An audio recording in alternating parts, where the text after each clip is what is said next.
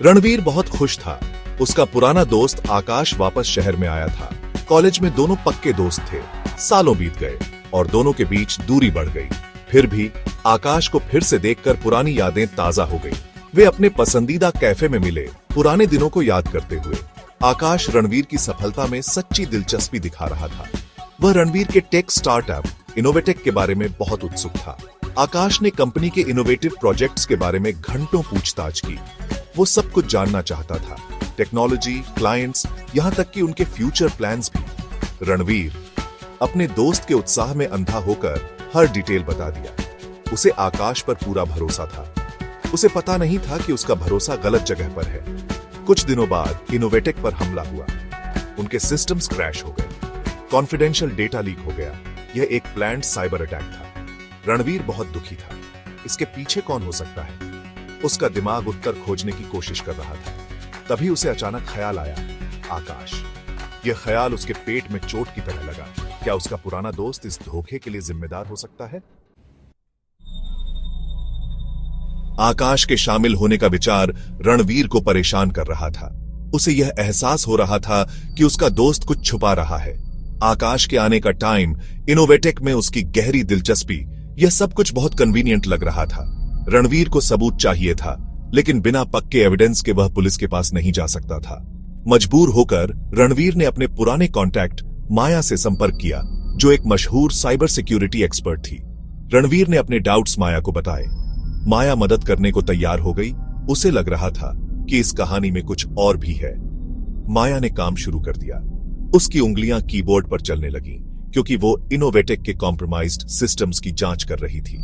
Attack बहुत sophisticated था, लेकिन माया चैलेंज के लिए तैयार थी। उसने बिना रुके काम किया, हैकर द्वारा छोड़े गए डिजिटल ट्रेल का पीछा करते हुए। उसने पता लगाया कि अटैक उस लोकेशन के पास से हुआ था जहां आकाश रह रहा था। सबूत बढ़ रहे थे। रणवीर के पुराने दोस्त पर शक का साया गहराता जा रहा था। माया की इन्वेस्टिगेशन उन्हें डिजिटल दुनिया की गहराई में ले गई।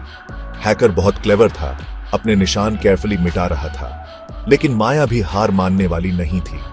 वो आखिरकार इंक्रिप्शन की लेयर्स को तोड़ने में कामयाब रही और हैकर का असली आईपी एड्रेस पता लगा लिया। रणवीर का दिल तेजी से धड़क रहा था जब माया ने आईपी एड्रेस को ट्रेस किया। यह आकाश के नाम पर रजिस्टर्ड नहीं था।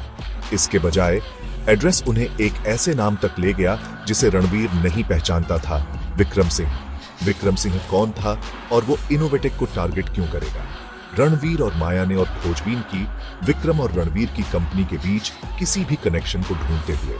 आखिरकार उन्हें मिल गया। विक्रम सिंह टेकराइज का सीईओ था, जो इनोवेटेक का सबसे बड़ा कंपेटिटर था। अब सब कुछ समझ में आ गया।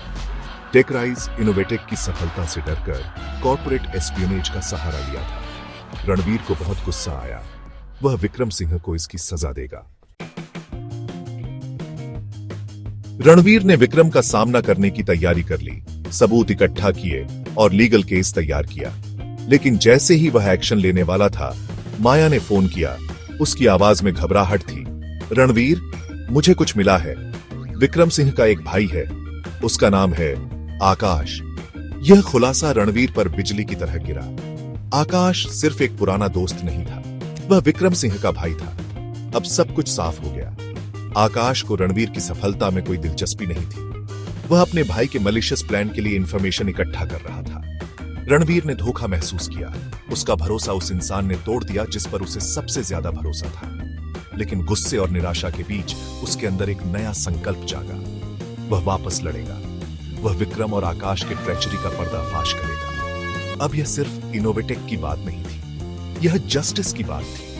अपनी कंपनी और अपने सपनों को ग्रीड और बिट्रेयल के चंगुल से बचाने की बात थी। लड़ाई अभी खत्म नहीं हुई थी, लेकिन रणवीर तैयार था, सच्चाई से लैस और इस गलत को सुधारने के दृढ़ संकल्प से भरा हुआ।